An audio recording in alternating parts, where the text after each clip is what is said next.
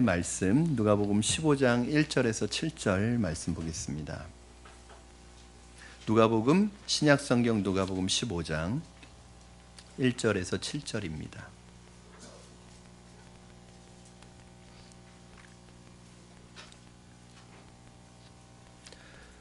다 찾으셨으면 저와 여러분 한 절씩 교독하시고 마지막 7절 말씀은 합독하도록 하겠습니다. 15장 1절에서 7절입니다. 모든 세리와 죄인들이 말씀을 들으러 가까이 나오니 바리새인과 서기관들이 수군거려 이르되 이 사람이 죄인을 영접하고 음식을 같이 먹는다 하더라. 예수께서 그들에게 이 비유로 이르시되 너희 중에 어떤 사람이 양 100마리가 있는데 그 중에 하나를 잃으면 99마리를 들에 두고 그 잃은 것을 찾아내기까지 찾아다니지 아니하겠느냐. 또 찾아낸즉 즐거워 어깨에 메고 집에 와서 그 벗과 이웃을 불러 모으고 말하되 나와 함께 즐기자. 나의 잃은 양을 찾아내었도다 하니라. 내가 너희에게 이르노니 이와 같이 죄인 한 사람이 회개하면 하늘에서는 회개할 것이 없는 의인 99으로 말미암아 기뻐하는 것보다 더하리라. 아멘. 영국을 방문하는 크리스찬들이라면 누구나 꼭 한번 찾아가 보고 싶어하는 장소가 있습니다. 그곳은 바로 웨스트민스터 사원입니다. 오래전에 이 사원을 방문했던 방문객들 사이에서 입으로 전해지는 하나의 에피소드가 있는데 굉장히 우리에게 던져주는 그 질문이기도 합니다.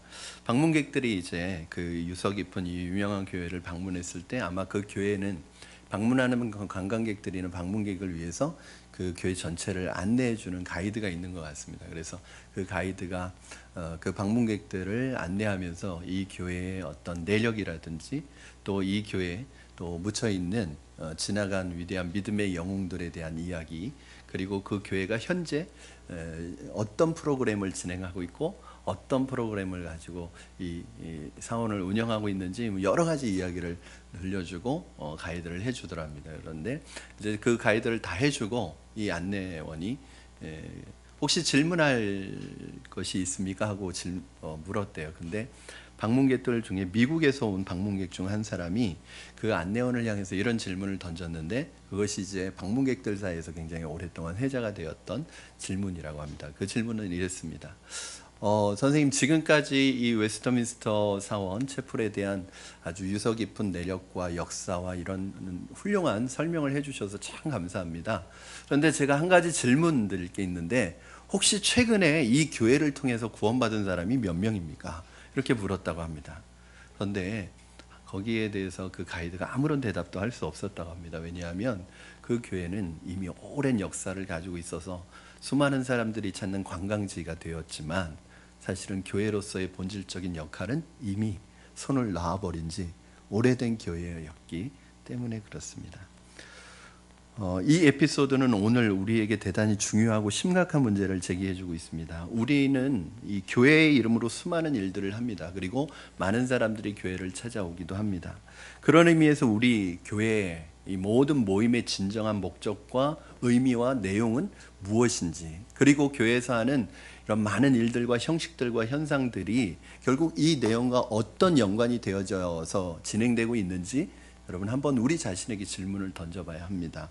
오늘 본문에서 주님께서 잃어버린 한 마리의 양을 찾아 나서는 목자의 이야기로 시작하시는데 이 말씀을, 이 비유를, 이 교훈을 이 제자들에게 오늘 우리에게 주시는 목적과 이유가 무엇일까요? 본문은 이렇게 시작합니다. 우리 여러분 읽으셨지만 1절에서 3절 말씀 한번 다시 읽어주시면 감사하겠습니다. 우리 같이 읽겠습니다. 시작. 모든 세리와 죄인들이 말씀을 들으러 가까이 나오니 바리새인과 서기관들이 수군거려 이르되 이 사람이 죄인을 영접하고 음식을 같이 먹는다 하더라. 예수께서 그들에게 이 비유로 이르시되, 예수님이 이 비유를 하시게 된 이유예요. 세리들, 죄인들, 그 당시 사람들로부터 많은 관심을 받지 못하던 이 사람들과 예수님께서 굉장히 긴밀한 영혼의 대화를 나누고 계셨습니다. 그 모습이 이 종교인들, 특별히 바리새인으로 칭해지는 이 종교인들에게는 굉장히 불편한 모습이었고 거슬리는 모습이었습니다.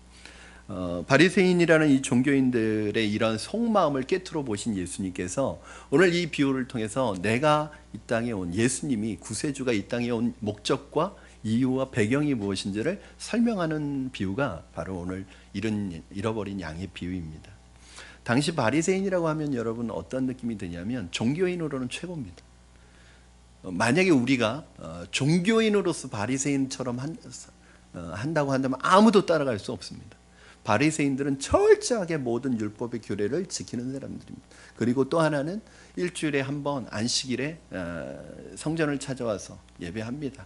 그리고 11조 다 합니다. 그리고 모든 규례와 규칙에 따라서 심지어는 구제까지 다 하는 사람들입니다. 거기에다 금식까지 합니다. 종교적인 모든 행위를 다 하는, 어떻게 보면 가장 이상적인 종교인들입니다. 그런데 본문에서 예수님을 비난하는 그들의 모습을 보면서 잃어버린 자들, 죄인들과 예수님이 대화를 나누는 예수님을 비난하는 그들의 모습을 보면서 그들이 왜 도대체 회당에 모이는 목적이 뭔가? 헌금을 드리는 목적은 무엇인가? 그들은 그 장엄하고도 엄숙한 표정으로 예배당에 드나들며 하나님을 찬양하는 진짜 중요한 동기가 무엇인가? 이것은 오늘날 살아가고 있는 우리에게 더 깊은 의미의 질문으로 다가옵니다. 우리는 지난주 한 대형교회의 민낯을 방송을 통해서 지켜봐야 하는 참담함을 경험했습니다. 10만 명이 넘는 교회, 10만 명이 넘게 모이는 교회, 그 안에는 온갖 사회 지도층과 엘리트들이 진립한 교회였고 역대 대통령들이 다 한 번씩 방문하는 교회였고 뭐 한 해 헌금만 400억이 되는 엄청난 규모의 교회였습니다.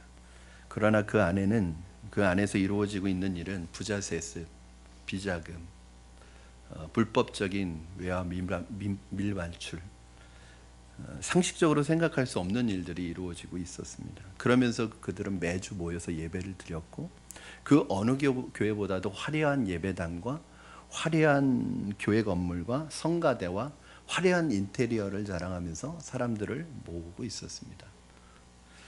그러면서 제가 지난 한 주간 가장 많이 한 질문이 뭐였냐면 스스로에게 교회는 무엇일까?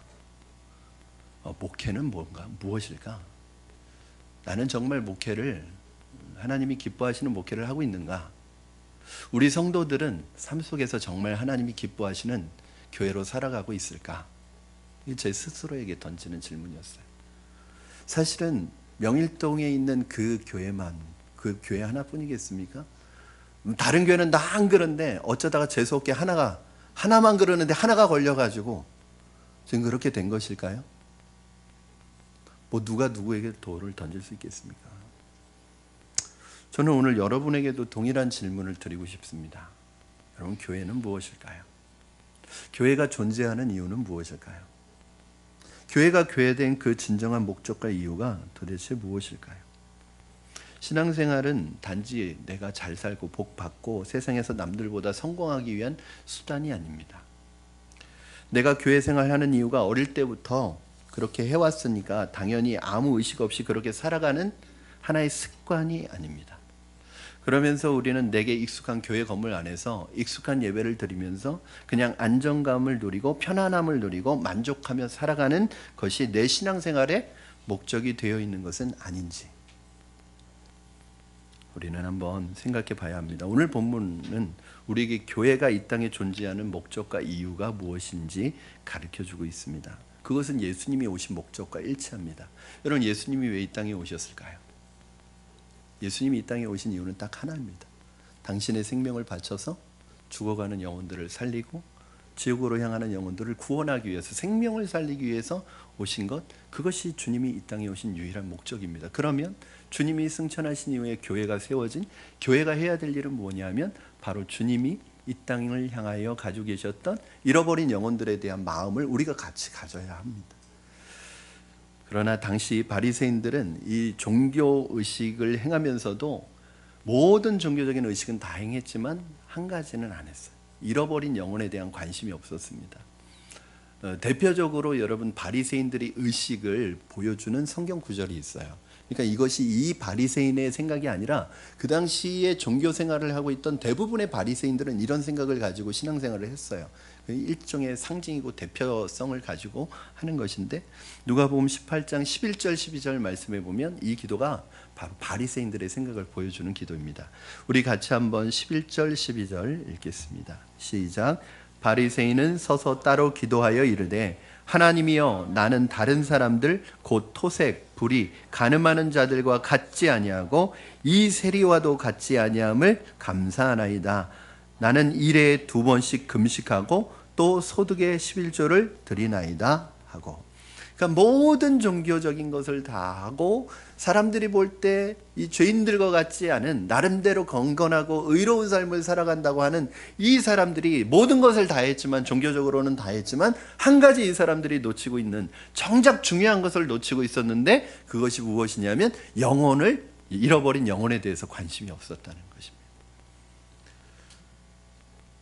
우리가 믿는 하나님, 우리의 왕이시고 우리가 가장 존귀하게 여기는 분의 관심은 바로 영혼에게 관심을 가지고 있는데, 우리 주님은 잃어버린 영혼에게 관심을 가지고 있는데, 우리는 잃어버린 영혼에게 관심이 없고 우리끼리 예배하는 데만 관심이 있고 우리끼리 교제하는 데만 관심이 있고 우리끼리 즐기는 데만 관심이 있고 우리끼리 살아가는 데만 관심이 있으면, 그런 교회는 고인물처럼 썩게 되어 있습니다. 나중에는 교회가 냄새가 납니다. 우리끼리 행복하자, 우리끼리 잘 살자, 우리끼리 즐겁게 지내면 되지 뭐. 여러분, 그렇게 되면 교회는 썩게 돼 있고 냄새가 나게 돼 있고, 교회의 전통과 역사가 더 쌓일수록 교회는 더 냄새가 나게 되어 있습니다. 여러분, 교회는 복음을 전하는 이 일에 교회의 존재 목적을 두어야 합니다. 교회 성장과는 관계없습니다. 여러분, 교회를 키우기 위해서, 교회가 성장하기 위해서 전도하는 거 아니에요. 여러분, 오해하시지 마시기 바랍니다.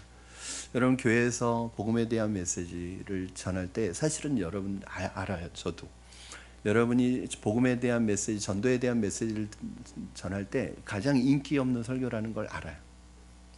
그럼에도 불구하고 이 설교를 하지 않으면 저는 직무유기를 하는 거니까, 여러분이 사람의 말로 받든지 하나님의 말씀으로 받든지 그건 여러분의 몫입니다. 그러나 여러분, 하나님께서 오늘 가장 관심 있어 하시는 이 영역에 대해서 여러분, 우리가 관심이 없다면, 교회를 키우기 위해서, 교회를 성장시키기 위해서 전도하는 거 아닙니다. 그게 교회의 존재 목적이기 때문에 교회가 그 일을 해야 하는 것입니다. 오늘날 우리는 많은 경우에 있어서 목적을 상실하고 형식에 몰두하고 있는 자신의 모습을 발견하게 됩니다. 이게 바리새인들의 과오였습니다. 우리 교회에서 회의를 하는 것, 모임을 갖는 것, 예배하는 것, 교제하는 것, 행사를 하는 것은 하나의 다 형식이에요. 여러분, 순모임 형식이에요. 교제하는 거 형식이에요. 회의하는 거 형식이에요. 심지어는 예배도 하나의 형식이에요. 결국 이 형식 속에 뭘 담아서, 복음을 담아서 하나님께서 잃어버린 그 영혼에게 찾아가도록 하는 것이 바로 교회의 본질입니다. 그래서 그들로 하여금 하나님을 알게 하고 하나님과 바른 관계를 맺도록 하고 그들의 영혼이 구원받아 하나님의 자녀로 성장할 수 있도록 도와야 합니다.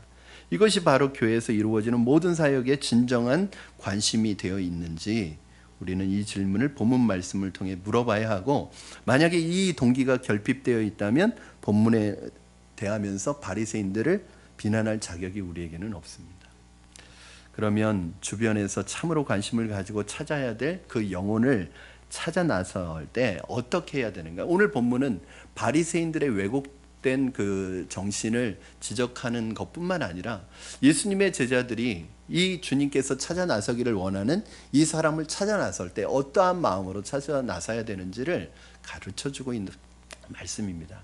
여러분들도 한번 오늘 말씀이, 제자들에게 주시는 이 말씀이 저와 여러분에게 주시는 주님의 안타까운 심정인 것을 기억하시고 잘 들으셨으면 좋겠습니다. 첫 번째는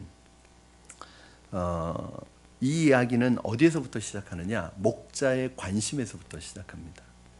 잃어버린 영혼에 대한 우리의 접근은 어디에서 시작해야 되느냐? 바로 관심에서부터 시작됩니다. 종교라는 것이 신과의 합일에 관심을 두는 종교가 많습니다. 물론 그것이 중요합니다. 그러나 유독 기독교 신앙만은 인간 없이는 절대로 성립될 수 없습니다. 왜냐? 바로 하나님이신 예수님이 인간을 사랑하셔서 인간을 구원하시기 위해 인간이 되어 이 땅에 오셨기 때문에 그렇습니다. 기독교는 하나님과 예수님이 없어도 존재할 수 없지만 인간이 없이는 절대 존재할 수 없는, 의미가 없는 종교입니다. 우리가 잃어버린 영혼을 향한 관심을 우리 속에서 성경적으로 정립하기 위해서 하나님의 관점으로 잃어버린 영혼을 바라볼 수 있는 안목이 열려야 합니다. 다시 말하면 목자의 관점으로 양을 바라봐야 합니다. 여러분, 그러한 관점으로 여러분 곁을 스쳐 지나가고 있는 그 사람을 하나님의 관점으로 혹시 바라보고 계신가요? 이번 주에 여러분 곁을 스쳐갔던 사람들, 여러분이 만났던 사람들, 여러분과 대화를 나눴던 그 사람들을 여러분 하나님의 마음으로, 목자의 관점으로 혹시 보셨습니까? 아니면 인간적인 마음으로 보셨습니까? 우리가 잘 그렇게 안 되는 게 사실은 있습니다. 그렇죠? 왜 그렇게 안 될까요? 내가 오늘 이번 주에 만났던 그 사람이 하나님이 내게 보내주신 영혼이라는 생각이 왜 안 들까요? 그 이유는 간단합니다. 그 사람이 나와 상관이 없다고 생각하기 때문에, 나와 관계가 없다고 생각하기 때문에 그렇습니다. 우리는요, 사실은 작은 것이라도 나하고 관계 있으면 다 관심이 생깁니다.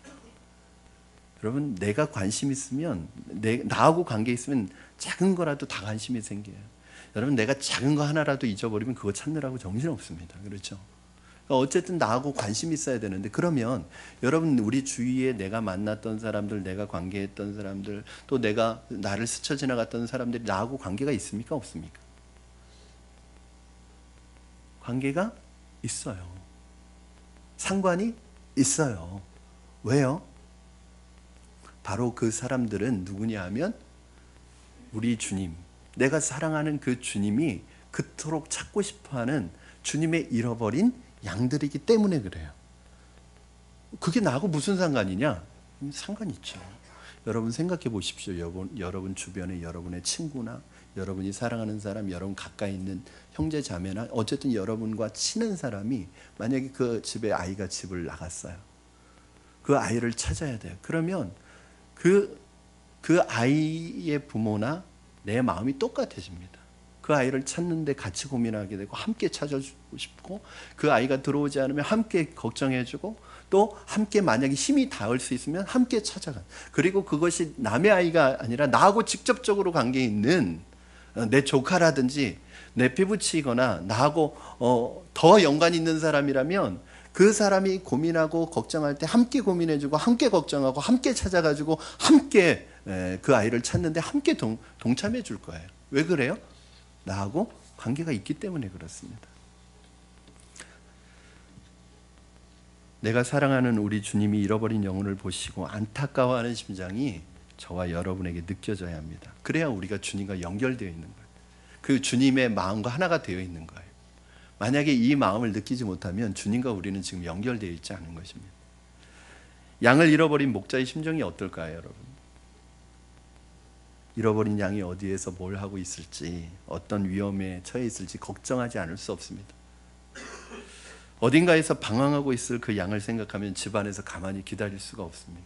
여러분 혹시 이렇게 내 것을 잃어버린 적이 있으세요? 이것이 물건일 때도 찾지만 집에서 오랫동안 키우던 그런 애완견을 한번 잃어버려 본 적이 있으십니까? 저는 사실은 아주 제가 청년이었을 때, 집에 이제 20대 초반이었을 때 집에서 아주 오랫동안 키우던 이 말티즈를 그 아이가 요만할 때 왔어요. 그래서 저희가 젖병을 물려서 키웠던 아이인데, 이 아이가 나중에 커서 집을 나갔어요. 근데 들어오질 않는 거예요. 어디 나갔다 들어오리라 생각하고 기다리는데 들어오질 않는 거예요.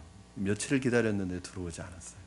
그다음부터 마음이 불안해지기 시작하더라고요. 그래서 사실은 온 동네를 다 뒤지고 다녔어요. 이웃 동네까지 다 뒤지고 다녔어요. 그런데도 못 찾은 거예요. 그다음부터는 꿈에도 나오고. 이게 여러분, 이게 개라도 이게 같이 방에서 이렇게 집 안에서 키운 개는 이게 그야말로 정말 가족 같은 거예요. 그래서 나중에는 막 전단지 붙이러 전단지를 만들어 가지고요. 전단지까지 붙였어요. 거기에다 뭐까지 했냐면 그 보상금까지 걸었어요.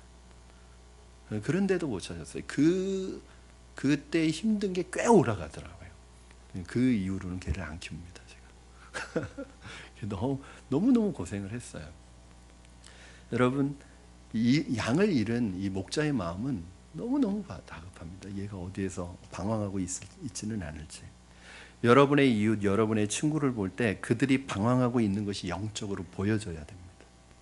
여러분, 절대 속으시면 안 됩니다. 그들이 아무리 세상에서 화려하게 살고 있다고 하더라도 거기에 속으시면 안 됩니다. 그들이 아무리 세상에서 성공한 사람이라도 거기에 속으시면 안 됩니다. 그거 보면서 부러워해서도 안 되고 그거 보면서 내가 초라해 보여서도 안 됩니다. 그러면 복음을 전할 수가 없습니다. 그들의 겉모습이 아니라 그들의 심령과 그들의 마음을 살펴볼 때 여전히 하나님이 없어서 두려워하고 불안해하고 방황하고 있는 그 영적인 상태가 보여야지 그 사람이 긍휼히 여겨지는 거예요. 그 사람 보면서 저 사람 부럽다, 저 사람 세상적으로 잘 나가네, 저 사람 세상적으로 성공하고 있네, 어휴 부러워라, 그러면 절대 복음 전할 수 없습니다.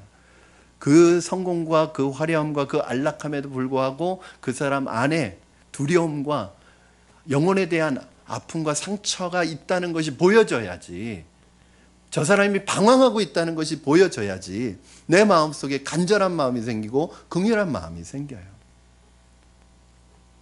인간을 지배하는 감정 가운데 가장 깊고 근원적인 감정은 두려움입니다. 인간은 무엇인가 두려워합니다.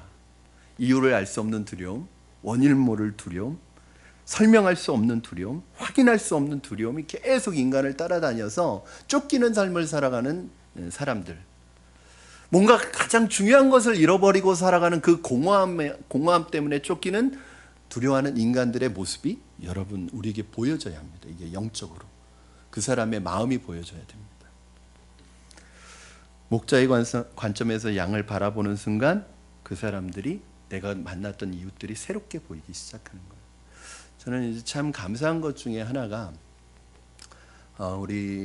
제가 제자 훈련을 하는 목회자는 게 참 감사해요. 그게 뭐냐 하면 우리 집사님들이 제자 훈련이 여러분 목회 이상적인 100% 이상적인 건 아닙니다.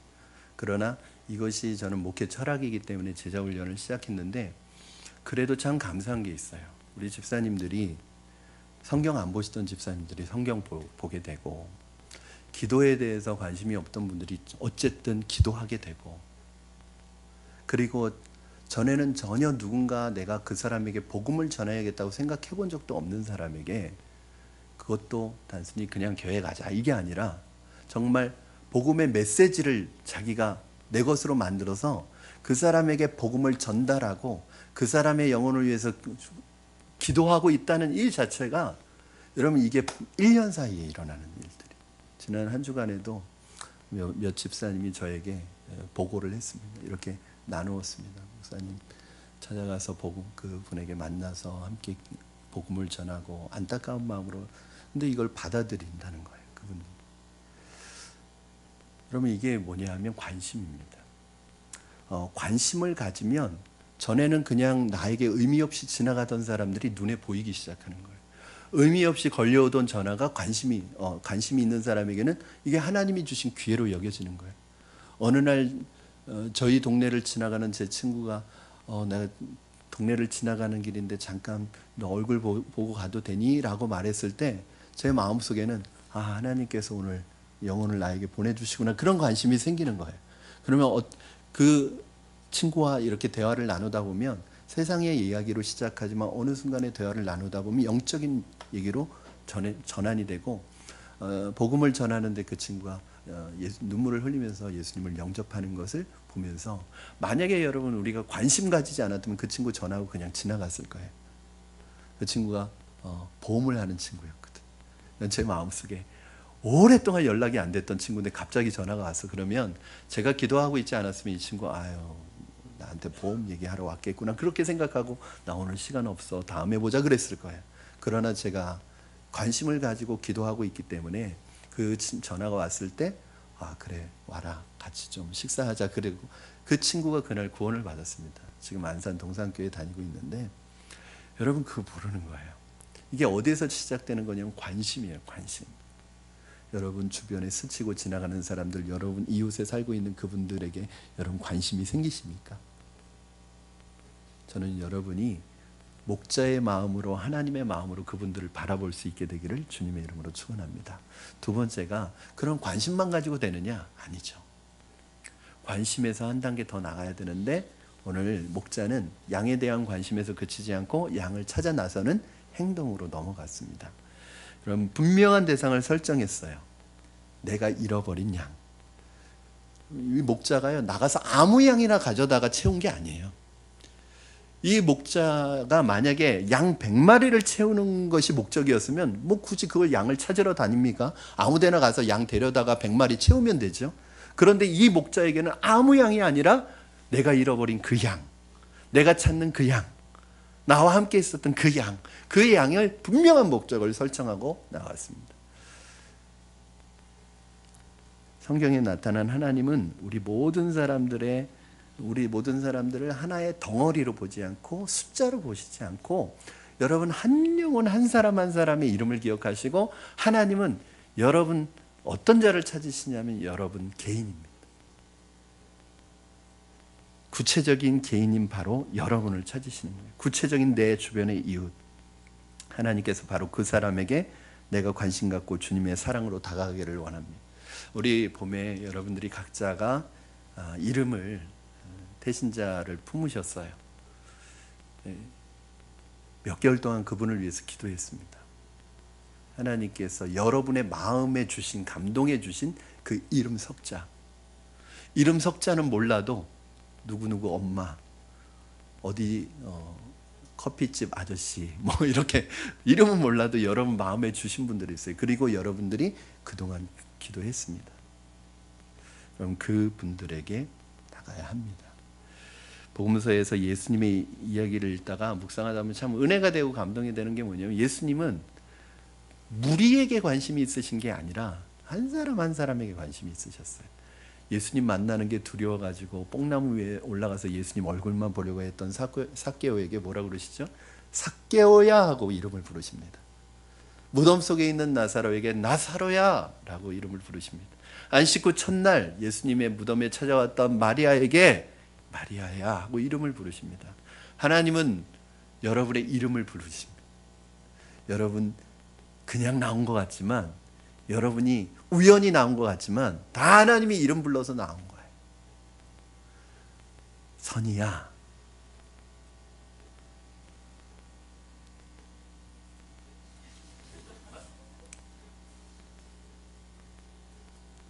윤기야 이름 부르신 거예요. 저는 그런 것 같아요. 목회도 대중을 위해서 하는 목회가 아니라 한 사람 붙들고 하는 목회인 것 같아요. 그 한 분 한 분의 이름을 불러가면서 기도할 수 있어야 되고, 그들의 상황을 위해서 기도하는 것이 목회라고 생각합니다. 여러분의 마음속에 두신 그 이름, 여러분의 마음, 여러분 주님이 불러주셔서 오신 거잖아요. 여러분을 통해서 부르고 계시는 그 이름, 여러분이 품고 있는 그 이름으로 나가시기를 바랍니다. 목자가 이 추적을 성공적으로 수행하기 위해서 어떤 난간이라도 극복할 준비가 되어 있었습니다. 어떤 난간이 가로막는다 할지라도 그 사람을 주님 앞으로 인도해야 했기 때문에 모든 난간을 뚫고 기어이 그 주님의 사랑을 전달하는 이 열정이 저와 여러분에게 있기를 바랍니다. 우리 4절 말씀 보면 이 열정이 고스란히 들어있는데 그 드러나 있는 표현이 있어요. 우리 4절 말씀 같이 읽겠습니다. 시작. 너희 중에 어떤 사람이 양 100마리가 있는데 그중 하나를 잃으면 99마리를 들에 두고 그 잃은 것을 찾아내기까지 찾아다니지 아니하겠느냐. 4절 후반절에 보면 그 잃은 것을 찾아내기까지 찾아다니지 아니하겠느냐. 이 말씀, 찾아낼 때까지 포기하지 않는다는. 우리의 모습과 너무나 다르죠. 우리는 이제 주변에 있는 분들에게 이렇게 말합니다. 교회 한번 나와 보시죠. 반응이 시큰둥하고 반응이 없어요. 그러면은 포기해 버립니다. 그냥 단념해 버립니다. 저 사람은 하나님의 선택을 못 받은 사람인가 보다. 그리고 단념해 버립니다. 여러분, 하나님이 저와 여러분에게 이렇게 전도하지 않은 것을 감사하시기 바랍니다.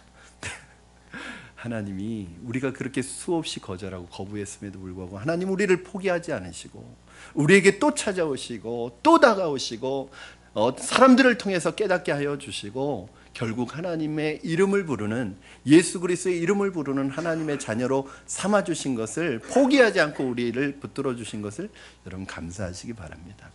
우리는 어떻게 찾고 있습니까? 우리 주변에 사랑하는 이웃들을 어떻게 찾고 있습니까? 찾도록 찾아야 하고 찾아내기까지 찾아야 합니다. 그가 어느 날 내가 깨달은 하나님을 아버지로 부르는 그날을 기대하며 예수님을 구주로 고백하는 그 현장을 보기 위해, 그가 예수님을 알 때까지, 그가 성경을 깨달을 때까지, 그가 구원의 복음을 참으로 이해할 때까지, 예수님을 영접할 때까지 계속적으로 찾는 이 끈질긴 찾음과 추적이 저와 여러분에게 있기를 주님의 이름으로 축원합니다. 여러분, 포기하지 마세요. 안 된다고 포기하지 마세요. 여러분 가족들 포기하지 마세요. 여러분만 포기하지 않으면 됩니다. 하나님은 절대 포기하지 않습니다. 문제는 내가 낙심이 돼서 내가 자꾸 포기하게 돼요. 한번 보세요. 몇 번 하다가 안 되면 이제 여러분 마음에 저 사람은 안 되는 사람이라는 그 딱지를 딱 붙여놔요. 그러면 무서운 게 뭐냐면 그거예요.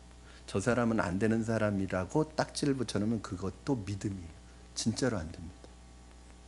그런데 저 사람 안에 하나님께서 일하시고 있다는 것을 믿음으로 고백하고 여러분 계속 기도하면요, 여러분 여리고성이 7일 동안 도는데 6일 동안 돌 때까지 꿈쩍하지 않고 이 철옹성이 전혀 무너질 기운이 안 보였는데 7일째 마지막 날 때가 되니까 갑자기 무너졌어요. 저는 그런 분들 많이 봤어요. 가족이 그분을 위해서 오랫동안 기도하고 어떤 분을 위해서 오랫동안 기도했는데 이분이 낙심이 되는 거예요. 왜냐하면 아무리 기도해도 기도가 응답되지 않는 거예요. 예수님 믿지 않는 거예요. 그런데 포기하지 않고 기도하니까 정말 생각하지 않은 때 그냥 교회로 나오는 거예요. 저는 그런 분들 우리 교회에서도 많이 봤습니다.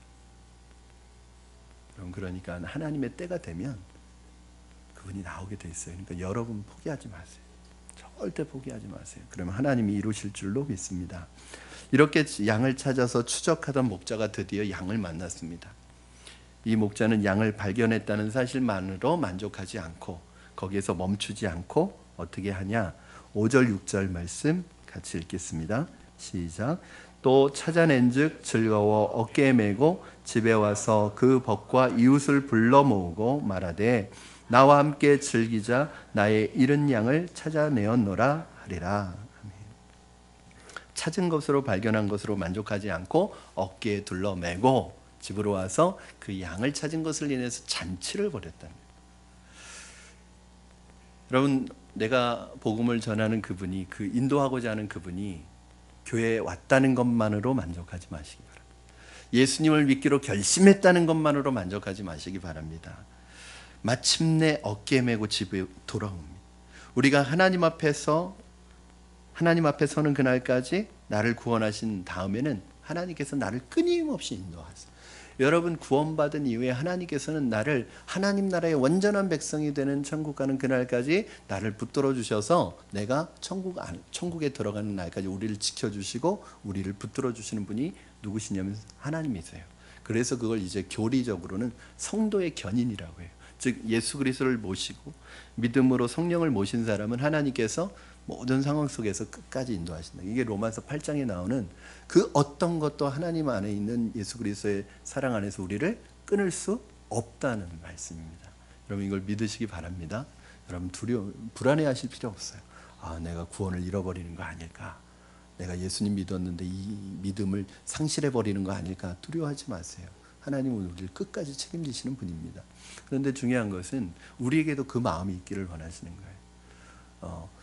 여러분, 교회에 인도하는 것을 끝이 아닙니다. 그분이 교회 안에서 안식을 누려야 돼요. 이 목자 어깨 위에서 양은 얼마나 오랜만에 안식을 얻었겠습니까? 그렇죠. 두려움과 무서움과 이런 모든 지나간 상처들이 스쳐갔겠지만 이 목자의 어깨에서 오랜만에 편안한 안식을 누렸을 것입니다. 목자가 그랬을 것 같아요. 내가 다시는 너를 잃지 않을 거야. 내가 다시는 너를 놓지 않을 거야. 여러분, 전도라는 것은 생명을 낳고 생명을 기르는 것입니다. 낳을 뿐만 아니라 그 작은 생명이 무럭무럭 자라기까지 돌보는 일을 해야 합니다. 어떤 엄마도 아이를 출산하고 끝! 이렇게 하는 엄마는 없습니다. 그 아이가 자랄 때까지 지켜주는 것이 엄마의 역. 어떻게 보면 출산보다도 더 고통스러울 수 있습니다. 더 힘들 수 있습니다. 왜냐하면 출산이라는 것은 한순간에 이루어지는 것이지만 이 아이를 양육하고 길러가는 것은 굉장히 오랜 시간이 필요한 거예요. 그러니까 교회에 나오는 것보다 더 어려운 건 뭐예요? 교회에서 믿음이 자라가는 게 더 어려운 것입니다. 이게 우리가 해야 될 일이에요. 그래서 저는 우리 성도님들이 인도하고 내가 할 거 다 했어, 끝이야, 이제 네가 알아서 성장해, 뭐 이러면 안 됩니다. 어린아이와 같은 거예요. 그래서 교회에 처음 나오신 분에게는 정말 우리 말 한마디도 조심해야 되고, 그분이 상처받지 않도록, 왜냐하면 아직은 연약하고 약하기 때문에 바람 하나에도 뿌리가 뽑힐 수 있기 때문에 그분이 장성한 그리스도의 분량까지 자라갈 때까지 기도로 계속 도와줘야 되는 거예요.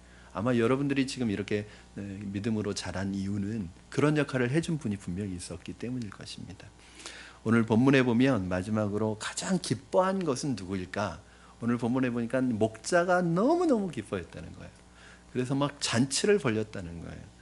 여러분, 이웃들을 다 불러서 동네 잔치를 베풉니다. 여러분, 사실 그 양 한 마리 값보다 잔치 한 값이 더 나왔을 거예요. 그런데 여러분, 그 기쁨은 돈으로 환산할 수 없는 것입니다. 생명을 살리는 것은 생명은 돈하고 환산할 수 없습니다. 여러분, 내가 전도를 위해서 사람을 살리기 위해 쓰는 물질은 아깝지 않습니다.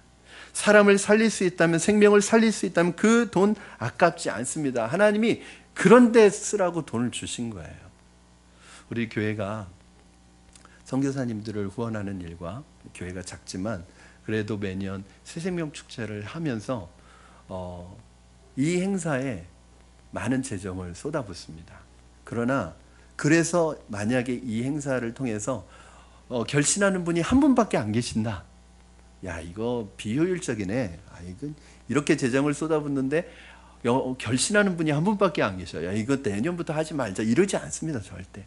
심지어는 결신하는 분이 없어도, 결신하는 분이 한 분만 있어도 합니다. 왜? 저는 솔직한 심정으로 해요. 수백만 원 들여서 한 영혼을 구할 수 있으면 할 겁니다. 여러분, 파키스탄이나 이런 이슬람권에서 선교하시는 선교사님들 보세요. 거기에서 자기의 젊음을 투자했습니다. 거기에 모든 선교비를 투자했습니다. 그래도 일생 동안 한 명 전도하기가 어려워요. 그러면 그거는 비효율적이니까 하지 말아야 되는 건가요? 선교사님 콜 들어오세요. 그게 무슨 짓입니까? 전도하는 구원 얻은 사람 한 명도 없이 거기에서 뭐 하는 겁니까? 들어오세요 이래야 되나요? 아니에요. 이건 효율성의 문제가 아니에요. 분명히 누군가는 복음의 씨가 뿌려지고 있고, 그 복음의 씨는 어딘가에서 자라고 있고, 어떤 사람 생명으로 나올 수 있기 때문에 우리가 그 일을 하는 것입니다. 여러분, 이번에도 그래요. 전도를 하면 사실 누가 제일 기쁠까요? 사실은 오늘 본문에 보면 제일 기뻐해야 될 거는 양이에요. 양이 제일 기뻐해야 돼요. 왜냐하면 위기에서, 죽음에서 건진받았으니까. 그런데 목자가 훨씬 기뻐합니다.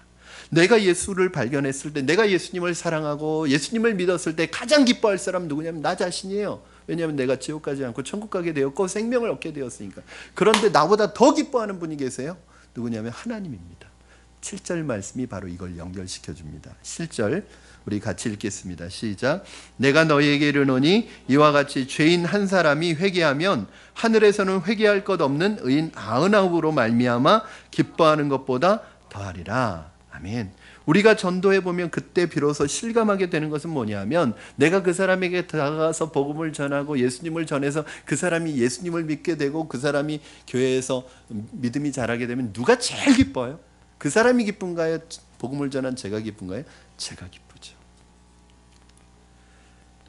여러분, 어떤 사람이 생명을 구해놓으면 그 생명의 건짐을 받은 사람도 기쁘지만 누가 기쁜 거예요? 건진 사람이 기쁜 거예요. 한 영혼이 구원받았을 때 기뻐하는 분은 하나님이십니다.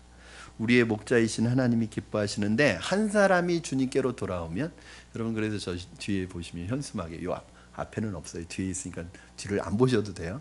한 사람이 한 영혼을 주님에게로, 여러분 뭐 100명 전도하겠다 뭐 그런 꿈 꾸지 마세요. 그냥 내가 한 사람, 여러분 1년에 한 사람은, 적어도 1년에 한 사람은 내가 주님께로 인도하겠다. 그럼 여러분 인생을 놓고 보면 몇 사람이 주님께로 돌아오겠습니까? 주님은 한 사람이 주님께로 돌아오면 어떤 일이 일어나는, 천국에선 잔치가 일어난대요. 막 하나님이 춤을 추십니다. 전도는 이렇게 하나님을 기쁘시게 하고 하나님을 춤추게 하는 일입니다. 여러분, 우리 인생의 목적이 무엇입니까? 웨스트민스터 수요리 문답의 첫 번째 질문을 보면 인생의 목적이 무엇인가? 하나님을 영화롭게 하고 평생토록 그를 즐거워하는 것이 인생의 목적이랍니다. 우리 인생은 뭐냐면 하나님을 즐겁게 해드리는 거예요. 우리의 목자 되시고 우리의 왕 되신 하나님을 기쁘게 해드리는 게 인생의 목적이에요. 그럼 신앙생활은 뭐예요, 여러분? 신앙생활이라고 하는 것은 뭐냐면 어떻게 하면 나의 목자 되신 그 주님, 나의 영혼의 구주 되신 그분을 기쁘게 해드릴까? 그분을 만족시켜 드릴까? 이게 신앙생활이에요. 어떻게 하면 나를 만족시킬까? 어떻게 하면 내가 기쁠까? 어떻게 하면 나를 기쁘게 할까가 아니라 나의 목자이신 주님을 내가 어떻게 기쁘게 해드릴까? 여러분, 우리 교회 효자들 굉장히 많아요. 우리 교회 집사님들 효자들 많습니다. 저도 효자입니다, 여러분. 여러분, 하나님에게도 효자 신자가 되셨으면 좋겠어요. 효자들은 보면요, 부모님을 모시는, 정말 잘 모시는 분들을 보면 내 방식으로 부모님을 모시는 게 아니라 부모님을 기쁘게 해드리고 싶은 거예요. 여러분, 하나님을 기쁘게 해드릴 수 있는 방법이 무엇이냐? 바로 잃어버린 영혼을 찾는 그 일에 동참하는 것, 하나님이 가장 기뻐하시는 일입니다. 사랑하는 여러분, 저와 여러분이 인류를 구원할 수는 없습니다. 그러나 우리가 할 수 있는 것이 있는데, 우리가 살아가는 삶의 범주 안에서 하나님이 나에게 마음에 부담을 주신 그 영혼을 향하여 찾아가는 것은 우리가 할 수 있습니다. 오늘 여러분의 마음에 감동을 주시는 사람이 있을 것입니다. 그 영혼이 있을 것입니다. 그분이 가족일 수도 있고, 그분이 친척일 수도 있고, 이웃일 수도 있고, 여러분의 친구일 수도 있을 것입니다. 그 영혼을 위해서 이번 새생명축제가 지나가기 전에, 또 이 해가 지나가기 전에 그분을 찾아가시면 좋겠습니다. 만약에 이 일에 우리가 이 삶이 없다면 우리는 성경의 가장 중요한 주제를 잃어버리고 사는 그리스도인인 것을 여러분, 우리가 기억해야 합니다. 우리는 내용이 없는 형식에 몰두하는 바리새인의 모습을 되풀이하게 될 수밖에 없습니다. 여러분에게 마지막으로 질문합니다. 여러분의 관심은 어디에 있습니까? 오늘 여러분의 관심이 주님의 관심이기를 바랍니다. 우리 이 시간에 같이 찬양하고 기도했으면 좋겠습니다.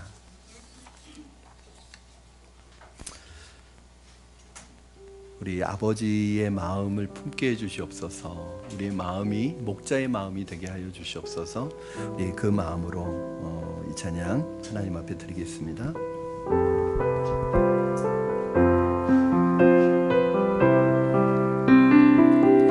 아버지, 당신의 마음이 있는 곳에 나의 마음이 있기를 원해요.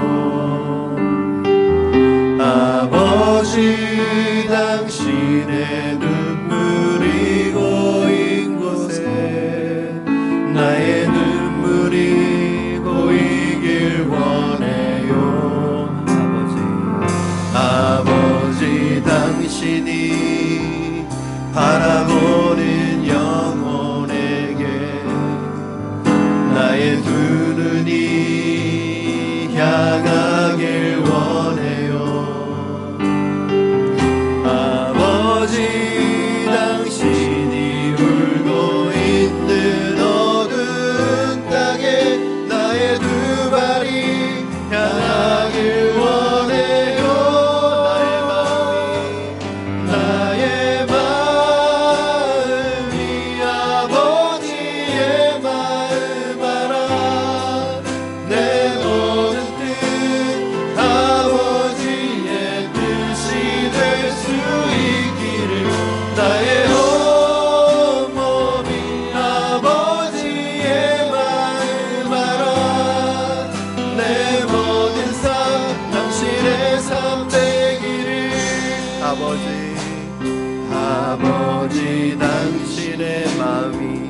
마음이 있는 곳에 나의 마음이 있기를 원해요. 아버지 당신의 눈물이 고인 곳에 나의 눈물이 고이길 원해요. 아버지 당신이 바라보는 영혼에게 나의 두 눈이 향하길 원해요. 아버지 당신이 울고 있는 어두운 땅에 나의 두 발이 향하길 원해요.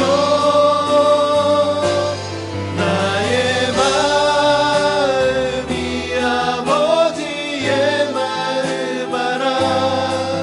내 모든 뜻 아버지의 뜻이 될 수 있기를.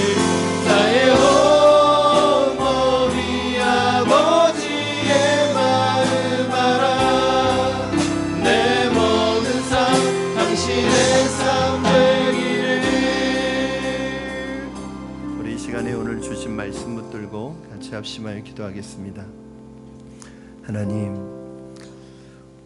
우리가 마음속에 이름을 새기고 작정하고 기도하여 7개월 동안 8개월 동안 또는 3, 4개월 동안 하나님 위하여 기도해온 그 태신자들을 위하여 이 시간 기도할 때 하나님, 잃어버린 자를 찾으시는 하나님의 마음과 목자의 심정으로 오늘 그분들을 볼 수 있게 하여 주시옵소서.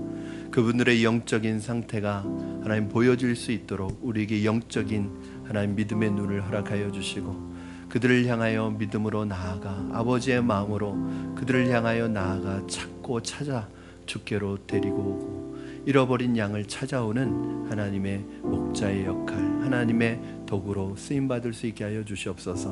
오늘 하나님의 마음이 우리의 마음이 되게 하여 주시옵소서. 주님이 바라보는 눈으로 영혼들을 바라볼 수 있게 하여 주시고, 하나님께서 주신 이 영적인 부담감을 하나님 모른 척하지 않게 하시고 믿음으로 결단하여 용기 내어 하나님 순종할 수 있는 은혜를 허락하여 달라고 우리 이 시간에 대신자들을 위하여 그들을 향한 우리의 마음의 자세와 결단을 위하여 우리 한번 같이 합심하여 기도하겠습니다. 살아계셔서 역사하시는 하나님 아버지 감사합니다. 오늘 하나님 우리에게 마음을 주셨던 그 마음을 하나님 우리가 알기를 원합니다. 그들에게 다가가기를 원합니다. 우리에게 목자의 마음을 주시고 우리에게 아버지 하나님의 마음과 아버지 하나님의 관점을 주셔서 그들의 영적인 상태를 볼 수 있도록 도와주시옵소서. 하나님 복음을 받아들이지 못하는, 복음을 알지 못하고 방황하고 살아가는 그 영혼들에게 주님을 전할 수 있게 하시고 주님을 알릴 수 있게 하시고 그 영혼들이 주님을 만나 그들의 인생의 영적 전환점이 생겨날 수 있도록 도와주시고 역사하여 주시옵소서. 우리의 발걸음을 위해 복음을 주시고 우리의 걸음 위에 축복하셔서 하나님 담대하게 주님의 마음을 들고 그들에게 찾아갈 수 있게 하시고 하나님 그들에게 나아갈 수 있게 하시고 그들을 주께로 인도하는 잃어버린 양을 찾으시는 주님의 마음으로 나아갈 수 있도록 축복하여 주시고 역사하여 주시옵소서. 살아계신 하나님 아버지, 오늘 우리의 구원자 되시고 우리의 사랑하는 주님이 우리에게 무엇을 원하시는지, 무엇을 기뻐하시는지 우리가 깨닫게 하여 주시옵소서. 하나님, 우리 마음속에 품게 해주셨던, 우리 마음속에 부담으로 주셨던, 영적인 부담으로 주셨던 그 한 분 한 분의 이름을 기억하고 그분의 이름을 기도하며 그분에게 그 이름을 부르며 나아갈 때 하나님께서 예비된 영혼, 준비된 영혼 인도하여 주시고 그들의 마음문을 열어 주시옵소서.